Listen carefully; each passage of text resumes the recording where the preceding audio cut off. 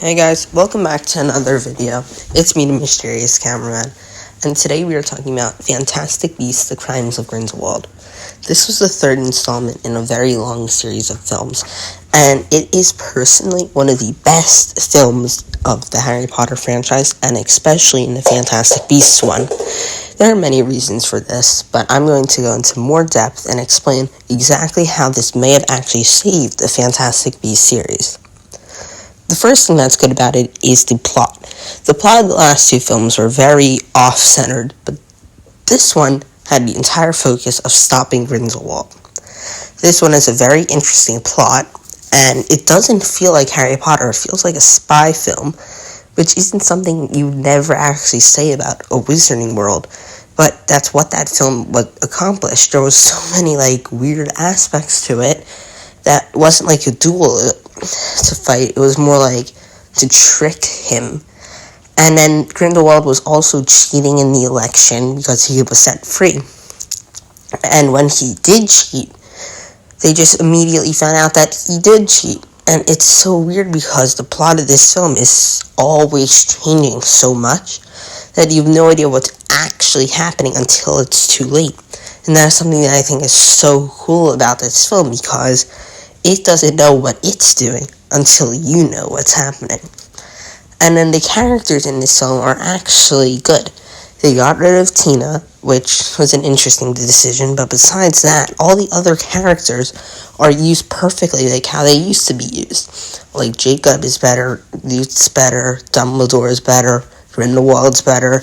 All those things are so much better about this film. There are some bad things like Credence's plot, and some of those scenes, when they're trying to kill each other, but besides that, it honestly is, really good. And there are also some plot inconveniences, towards the end when the blood pal breaks, but really, besides that, the film is almost perfect. But I can't really say so much else about it, but yeah, it's just, really weird, because there's so much changing about the plot all the time that you really can't know what's going on until it's too late. The next thing that's good about this film is the editing. The editing in all of these films are good, but this time the editing is actually really good. It doesn't focus so much on Fantastic Beasts, but the Fantastic Beasts that are in it are really cool. And the times that the Fantastic Beasts aren't in it, they use very interesting spells instead of just the killing curse like in the last film. They use so many other interesting spells to do it. And you can also see how Grindelwald is taking over the world, because how Grindelwald did convince someone to make him free and then go to elect him for wizard rule and almost win it until they realized that it was a lie. But that's what I think is so good about this film, is that it doesn't fully understand what it's doing, yet it does get the central part down, which is so important in a film, because if you don't know what the central is, you can't get anything else right.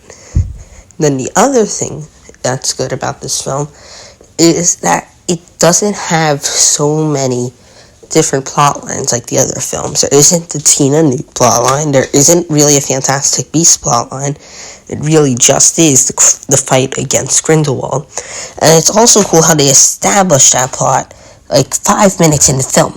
They don't take long to meet Fantastic Beasts or anything.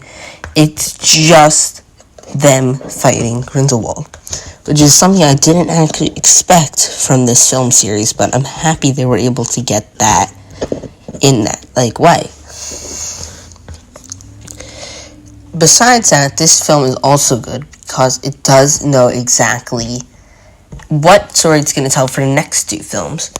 And the final fight scene isn't long, yet the final fight scene does exactly what it's supposed to do, which is set up two other films.